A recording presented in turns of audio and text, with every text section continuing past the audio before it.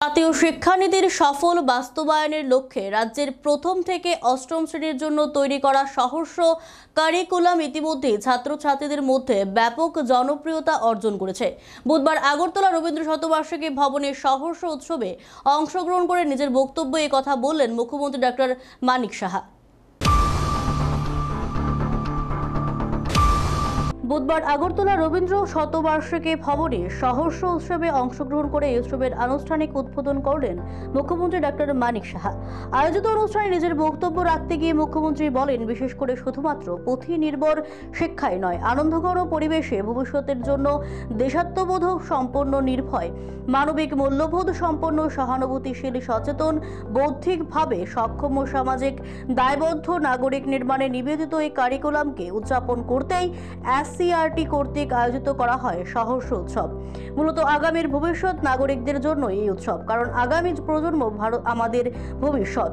তার এই শিশুদের যেভাবে গড়ে তোলা হবে সেভাবেই তৈরি হবে আমাদের দেশের ভবিষ্যৎ। মুখ্যমন্ত্রী আরও বলেন, শিশুদের প্রকৃতভাবে গড়ে উঠতে প্ল্যাটফর্মের প্রয়োজন, তাহলে তাদের বিকাশ ঘটবে। প্রধানমন্ত্রী বলেছেন, আমাদের শিক্ষা ব্যবস্থাকে আবার পুনরুদ্ধার করতে হবে, বিশেষ করে শিশুদের মধ্যে দেশপ্রেম জাগ্রত করতে হবে। মুখ্যমন্ত্রী আর বলেন, কচিকাঁচাদের প্রকৃত শিক্ষা দিতে গেলে আগে তাদের মন ছুঁতে হবে। মুখ্যমন্ত্রী বলেন, ছাত্রছাত্রীদের সহজ কারিকুলামের মাধ্যমে প্রকৃত শিক্ষা দেওয়ার চেষ্টা করা হচ্ছে, যাতে তারা পরাজয়কে কখনো মেনে না নেয়, এমনটাই জানান মুখ্যমন্ত্রী অভিভাবকদের উদ্দেশ্যে। আয়োজিত অনুষ্ঠানে মুখ্যমন্ত্রী ছাড়া উপস্থিত ছিলেন শিক্ষা দপ্তরের অধিকর্তা এনসি শর্মা সহ অন্যান্য আধিকারিকরা।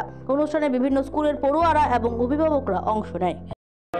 আমরা ছোটবেলা সবাই এখানে যারা আছে, যারা মানে বয়স্ক যারা আছে, বয়স্ক মানে যারা অলরেডি অ্যাডাল্ট, তাদের মধ্যে আমাদের ছোটবেলার ঘটনাগুলো যদি আমরা মনে করি, যে যে খামতিগুলো ছিল আজকে কিন্তু সহস্রের মধ্যে সেইগুলো কিন্তু আমরা ফিল আপ করতে পারছি।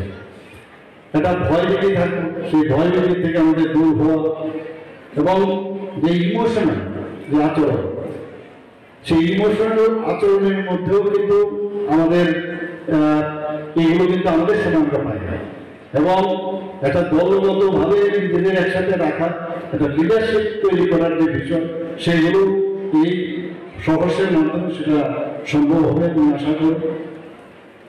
এবং এই যে সোশ্যাল অ্যান্ড ইমোশনাল যে ওয়েলবিং, এটা ছাড়া কোনো অবস্থায় আমাদের ত্রিপুরা রাজ্যের যে সম্পদ এবং ভবিষ্যতে যে ভারতবর্ষের কারিগর তাদেরকে তৈরি করা অসম্ভব।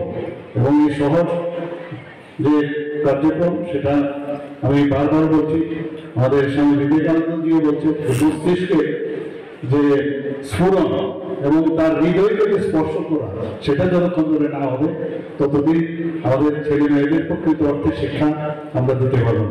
আমি নিশ্চিত যে আগামী দিনে এই যে মূল ভাবনা, এই যে সহসের, সেটা সাকসেস হবে। এবং আমি আশা করি যে আগামী বছরও এইভাবে উৎসব করে আমাদের যারা আরো বাকি যে স্কুলগুলো আছে, যেখানে এখনো ঠিকভাবে শুরু হয়নি, সেইগুলোকেও আমাদের মানে সেই কারিক্রম সেগুলো দেওয়া। Bureau report, Asian Times.